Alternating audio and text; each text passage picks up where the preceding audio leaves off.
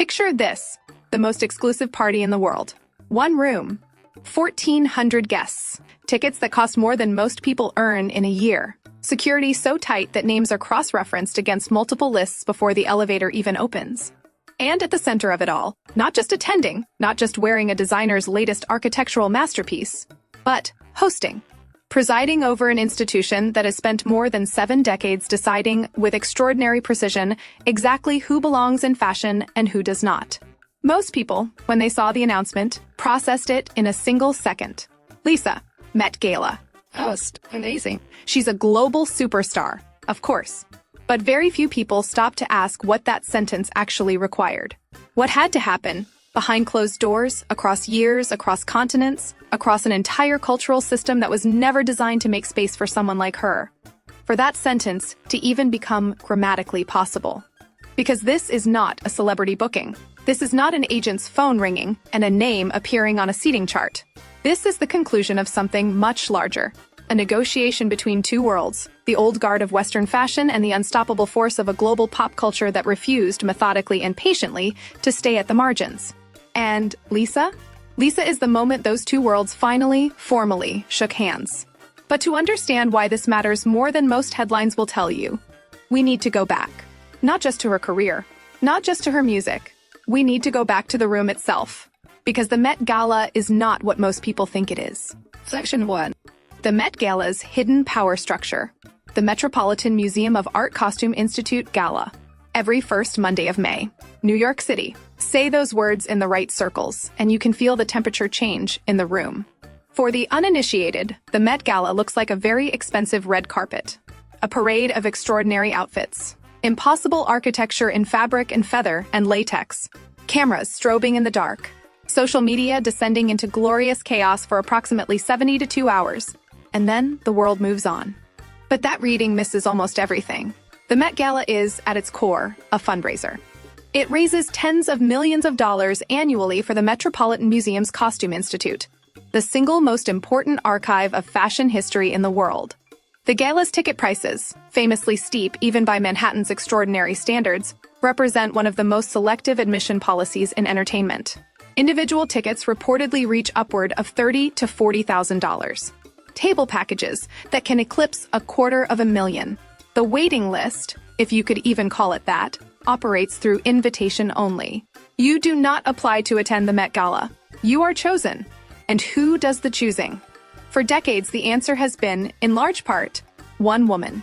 Anna Wintour. Editor-in-chief of American Vogue, artistic director of Condé Nast, and the de facto arbiter of who is and is not culturally significant in the global fashion conversation. Her involvement in the gala runs so deep that it is almost impossible to separate the institution from her influence. Under her stewardship, the Met Gala became something more than a fundraiser. It became a signal, a validation mechanism, the place where the fashion world announced, in real time, who it had decided mattered. The guest list reflects this with granular precision. The Met Gala is not simply a gathering of famous people. It is a curated ecosystem. Designers sit beside their muses. Editors sit beside executives. Hollywood royalty sits beside art world figures and tech titans and athletes who have crossed over into fashion's territory. Every seat is a statement. Every table is a negotiation. And the co-chair positions, the hosting roles, are the most carefully calibrated of all. These are not mere celebrity bookings. A Met Gala co-chair is, for one night, the symbolic ambassador of the event's entire theme and identity. They shape the press narrative before a single guest arrives. They appear in the official institutional record. They receive a level of endorsement that no amount of carpet appearances can match. Past co-chairs have included the undisputed icons of their respective eras. Rihanna. Beyonce, Blake Lively, Tom Ford. These names were chosen because they represented exactly what the Met Gala wanted to project about itself in that particular moment, about where fashion was going and whose cultural authority it intended to amplify. So when a name appears in that position that the institution would not have seriously considered even 5 years ago, that is not an accident. That is a door opening that was previously locked. And the question worth asking is, who made that lock come undone? Section 2. Lalisa, the profile in strategic ascension. She was born Lalisa Manobal in Buriram, Thailand. She began training as a dancer before most children have decided what they want to be when they grow up. She auditioned for YG Entertainment, one of Korea's most powerful music companies, when she was barely a teenager, traveling to Seoul from Bangkok alongside thousands of other hopefuls. She was one of a handful accepted. She debuted in 2016 as the fourth and final member of BLACKPINK. The group would go on to become arguably the most globally successful K-pop act in history, a position they reached through a combination of extraordinary talent, strategic rollout, and a fan base whose organizational energy could probably run a small government. From the beginning, Lisa occupied a distinct position within the group's dynamic. She was the dancer, the visual, the one whose stage presence seemed to generate its own gravitational field. Watch footage from their earliest performances. Watch footage from their most recent ones. The quality of attention she commands from a live audience is something different from fame. It is more instinctive than that. But BLACKPINK's success, as stratospheric as it was, presented a specific dynamic for each individual member. The group's identity was total. Their artistry was collective. And for Lisa, who had ambitions that ran as far as her talent, the question of who she was outside of BLACKPINK was always suspended in the air, waiting for her to answer it. She began to answer it quietly, then loudly, then with the kind of confidence that only comes when someone has decided to stop waiting for permission. The Bulgari ambassadorship was the first unmistakable signal. Luxury brand deals are not given casually. They are the result of months of strategic negotiation, of cultural fit analysis, of asking whether this person represents the world the brand wants to occupy. Bulgari, an Italian jeweler with roots in classical antiquity, chose a Thai-born, Korean-trained pop artist as one of its global faces. That was not an experiment. That was a bet, and a considered one. Then came the orbit of LVMH, the world's largest luxury conglomerate, the empire behind Louis Vuitton, Dior, Givenchy, Celine, and dozens of other houses that collectively define what Western luxury looks like, sounds like, and decides to value. Lisa's position within that world grew closer and more intentional with each season. She was not simply wearing these brands in campaign materials. She was being seen in their creative orbit, at their shows, in their aesthetic DNA. Her solo debut in 2021 with Lalisa broke streaming records. Her single Money crossed every demographic boundary that pop music had been told it couldn't cross. But Rockstar, released in 2024, was where the artistic argument became undeniable. It was not the work of a pop star playing it safe. It was a sonic statement, a deliberate redrawing of who she was and who she intended to become. It placed her in conversation with Western pop and hip-hop on entirely equal terms, not as a curiosity from outside the tradition, but as a full participant with something original to say. New Woman with Rosalía, a Spanish artist who has herself redrawn the rules of what global pop can sound like, felt less like a collaboration and more like a formal alliance. Two artists from outside the Anglo-American mainstream, meeting at the center of global culture through sheer undeniable force. And then there is Loud, her own label. Her own company. The decision to step outside the YG system and build something that belongs to her. This is not the move of an artist who wants more creative control. This is the move of an executive who understands that the next chapter of power in the music industry is vertical integration. Who understands that the difference between an artist and an institution is ownership. Every step, viewed in isolation, looks like natural career progression. But viewed in sequence, they trace the arc of something much more deliberate. And here's where it gets interesting. Because the story of Lisa's ascension does not exist in a vacuum. It exists in the context of a much longer, much more complicated cultural struggle that the fashion world has been quietly managing for years. Section 3. K-pop's complicated relationship with Western fashion. Here is something the fashion press rarely addresses with full honesty. The Met Gala, for most of its history, has been a deeply Western institution, presiding over a deeply Western canon of what fashion is, who creates it, and who has the authority to define it. This is not offered as a criticism. It is simply true. The Costume Institute's collections, the themes the gala has chosen, the designers whose work has been centered. These have, with important exceptions, reflected a European and American understanding of fashion's origins and its future. That is the world the institution was built inside. Those are the reference points that shaped it.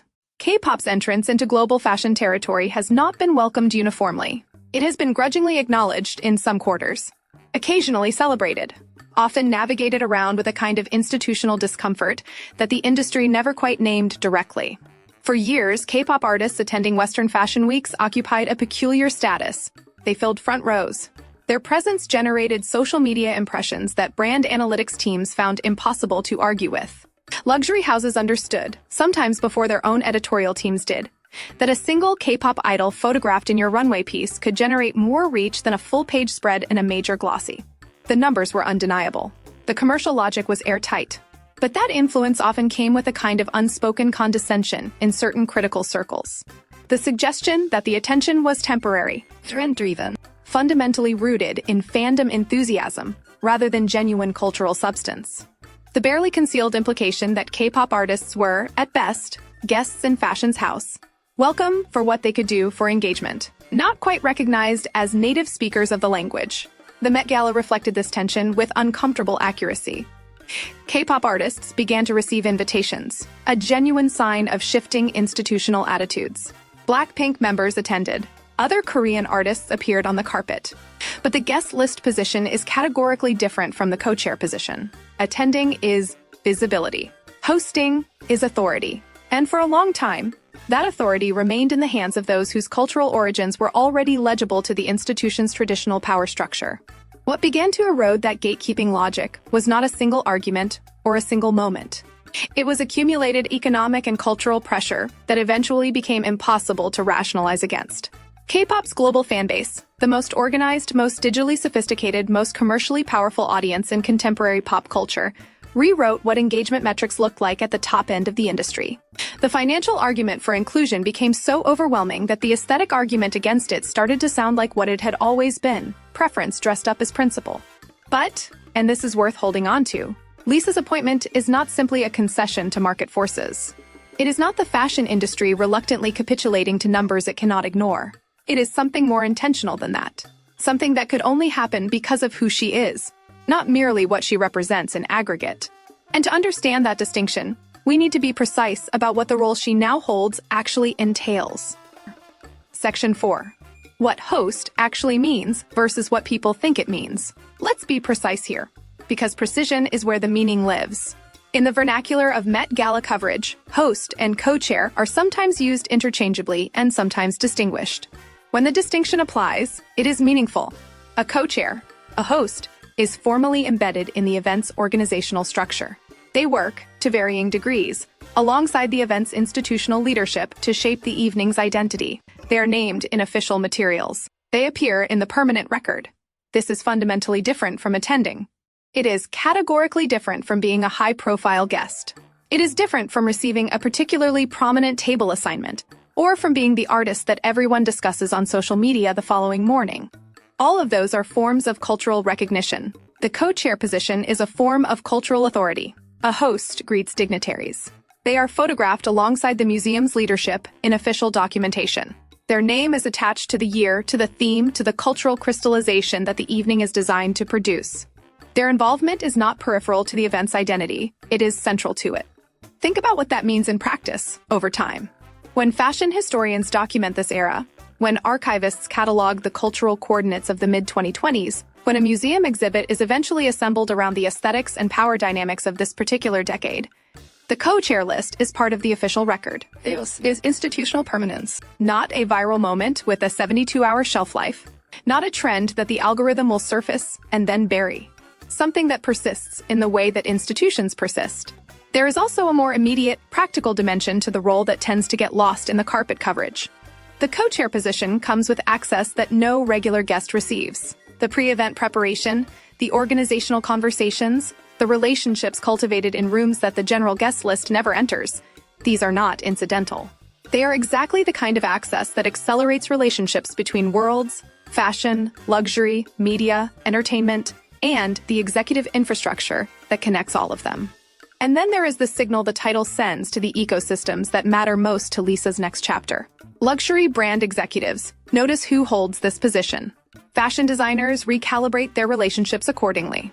Film and television opportunities shift when an artist is endorsed by the institution that the fashion world considers its highest authority. Being invited to the Met Gala says, "We know who you are. We recognize you." Being named its host says something fundamentally different. It says, "We trust you to represent us." That is not a small distinction, and it raises the question that anyone who has watched institutional power operate closely will immediately ask, whose endorsement is this, really? And what does it tell us about who is driving the decision? Section 5. The power signals in this appointment. Every major institutional decision carries fingerprints. The question worth asking is always, whose? Anna Wintour's involvement in the Met Gala's co-chair selection is, by every account from those who cover the fashion industry with genuine depth, deeply personal and deeply intentional. These choices do not emerge from committee deliberation or statistical analysis. They emerge from a vision, a specific, considered vision about where the institution needs to be, what story it needs to tell about itself, and whose cultural moment deserves to be structurally embedded in an evening that will endure in the record. Lisa's appointment, in this context, is a statement about direction. It is the institution's most powerful curator saying, in the most formal language available to her, this is where we are going. Consider the brand architecture that exists around Lisa's name at this stage of her career. Bulgari. The LVMH orbit, with its constellation of houses. Her own label, Loud, with a distinct aesthetic identity that she controls. These are not the casual associations of a pop star who wandered into luxury territory because the campaign fees were attractive. These are the associations of someone who has been positioned, and who has positioned herself, at the precise intersection of music, fashion, and global commerce with a level of strategic intention that few artists of her generation can match. The LVMH connection deserves particular attention. LVMH is arguably the single most consequential entity in global luxury fashion. Its reach touches every corner of the market that matters. Its executives maintain relationships with the institutional structures, including the publishing and editorial ecosystems that shape fashion's cultural narrative, that very few organizations can match. When Lisa moves more deeply into that orbit, she does not move alone. She moves with the weight of that relationship behind her. What does this appointment signal for her business trajectory going forward? Most immediately, it opens conversations that would otherwise require years of patient relationship cultivation. It places her in a category of cultural authority that her solo music career, remarkable as it is on its own terms, could not have delivered in isolation. It tells the luxury industry, which watches the Met Gala as attentively as any other audience, that Lisa is not a guest in fashion's institutional house. She is, now formally, a resident. And it communicates something commercially significant to every executive who needs to understand what kind of audience she commands. A genuinely global audience spanning Asia, Europe, the Americas, and every connected market between them. An audience that is not monolithic, that includes fashion consumers, music consumers, luxury consumers, and the overlapping territories where all of those categories merge. Lisa is one of a very small number of artists in the world who can stand credibly at the center of all of those worlds simultaneously, without appearing to be performing in any of them. There are artists for whom this appointment would feel like a pinnacle reached. For Lisa, it feels like a confirmation of a reality that has been developing for years, with the institution finally catching up to something she and her team appear to have understood long before the invitation arrived. But there is something most coverage of this moment is missing. The question of what this means is not really about Lisa in isolation. It is about what happens after, and that question is more complicated, and ultimately more important, than the announcement itself. Section 6. What this means for the future. The more interesting question, after the photographs are filed and the think pieces are published, is deceptively simple. What does it change? Because individual cultural moments can mean two very different things. They can be symbolic gestures, powerful, resonant, genuinely felt, but ultimately contained within the moment itself. The kind of moment that people reference in retrospectives, but that doesn't actually alter the structure of the conversation going forward. Or they can be inflection points, moments after which the trajectory of something changes and does not change back. The distinction matters, and it is not always visible from inside the moment.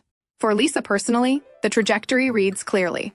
This appointment consolidates her position in a crossover space that very few artists have successfully occupied. The space between global pop culture and global luxury culture. Not visiting that space periodically. Not borrowing from it for a campaign season. Living in it. Operating from within it as someone the space recognizes as belonging there.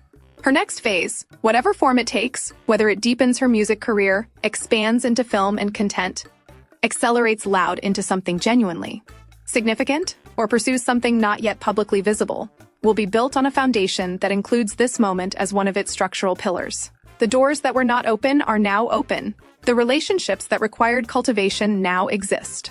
The credibility that needed to be established has been established. For K-pop artists more broadly, the implications are real but require honest framing. This moment does not function as a universal template. The path Lisa has walked is particular to her. Her cultural duality as a Thai-born, Korean-trained artist, her specific brand relationships, her solo trajectory, the management decisions she has made at precisely the right moments. There is no checklist here that another artist can follow to the same destination. Art and strategy are not that interchangeable. But what this does change is the institutional imagination of what is possible. The Met Gala, the institution that has functioned for 7 decades as Western fashion's highest court, has now placed an artist of Lisa's background and cultural origin in its most formal position of authority. The editors, executives, designers, and decision-makers who were in that room, who processed that moment in real time, carry that precedent forward into every conversation they have afterward. It reshapes what the imagination allows for, quietly, incrementally, but genuinely. For the Met Gala itself, this appointment reflects an ongoing negotiation about relevance in a media landscape that has fundamentally decentralized. The gala's power once derived partly from its inaccessibility, from the fact that you received it through controlled editorial channels, on a delay, curated and contextualized by the publication that owned the access rights. That world no longer exists. The gala now plays out in real time across every platform simultaneously. Its cultural conversation is not managed by any single editorial team. It is generated by millions of individual voices, including, perhaps most powerfully, the organized fan communities that K-pop has historically built with a sophistication that no other corner of pop culture has matched. Choosing Lisa as host is, in part, a recognition of that reality. It is the institution meeting the world that now exists, rather than the world it was designed for. But, and this is the crucial thing, it is also more than strategy. Because the next question is the one that this video has been promising to answer from the very beginning. Final revelation. What that title actually means. Here's what the title actually means. For decades, global fashion has operated on a largely unspoken premise that its highest cultural institutions existed to reflect and validate a specific cultural inheritance. A European understanding of elegance. An American conception of celebrity. A particular aesthetic tradition that determined, by quiet default, who was legible as a fashion authority, and who arrived at the table as a guest, regardless of how long they had been standing at the door. That premise was not the product of deliberate hostility. It was the product of inertia, of institutional habit, of the slow, self-replicating logic that any power structure develops when it defaults to what it already knows, rewards what it already recognizes, and categorizes new arrivals according to old maps. Lalisa Manobal, a woman who grew up in Thailand, trained in Korea, built her initial fame in a language most Western editors cannot speak, and built her subsequent fame through a form of music that serious Western critics spent years condescending to. This woman has been named to preside over that institution's highest single evening of the year. Let that sit for a moment. Think about what had to be true for that sentence to exist. Think about the number of industries that had to shift, the number of financial calculations that had to change, the number of people in rooms that she had never entered who had to look at each other and say, without reservation, she is the right person for this. Not a compromise, not an experiment, the right person. The title Met Gala host does not mean Lisa received an impressive booking. It means something structural. It means that the system, the actual operating system of Western fashion's institutional power, with all its history and all its accumulated gatekeeping, has formally acknowledged that the world has changed, that the center of global pop culture has moved, that the artist best positioned to stand at the intersection of that new center and the old institution is a woman from Buriram who learned to dance before she learned to dream at this scale. And it means something beyond Lisa specifically, because the weight of a first, a genuine, documented, institutional first, is not just personal. It is definitional. It redraws the map. It changes what the room looks like, permanently, in the minds of everyone who sees the photograph and understands what they are actually looking at. There is a version of this story that treats it as a celebrity milestone, an impressive career achievement, a nice moment for a deserving talent. That version of the story is not wrong. It is simply not finished. The finished version of the story recognizes that cultural conquest does not always look like a revolution. It does not always announce itself with noise. Sometimes it looks like a woman standing perfectly still in an impossible gown on the steps of a museum, holding a title that every conventional assumption about who belongs there would have assigned to someone else. That is what the title actually means, not just for Lisa, For every artist who was told in the careful language of institutional exclusion that their culture was peripheral. For every creative who was welcomed into a room and then reminded, subtly but unmistakably, that they were a guest. The door is open. Not because someone decided to be generous, because someone built a version of herself that the door had no choice but to open for. The question worth sitting with, after all of this, is one that no headline will answer for us. Is this a beginning or a culmination? Lisa has spent the better part of a decade becoming exactly the kind of cultural force that institutions like the Met Gala cannot afford to ignore. Whether this appointment accelerates a new chapter for her career, for the broader conversation about who gets to define global fashion, for the artists watching from outside who are doing their own patient strategic work, or whether it represents the peak of a particular arc, is something only the next several years will answer. But this much seems clear. The world in which this was impossible has ended. And whatever world is being built in its place will be constructed, in part, on evenings like this one, and on artists like her, who understood that the most powerful moves are rarely the loudest ones. If you find yourself wanting to continue this conversation about what this moment signals, about who benefits, about what you think comes next, the comments section is exactly where that conversation belongs. And if this kind of analysis is something you want more of, you already know what to do.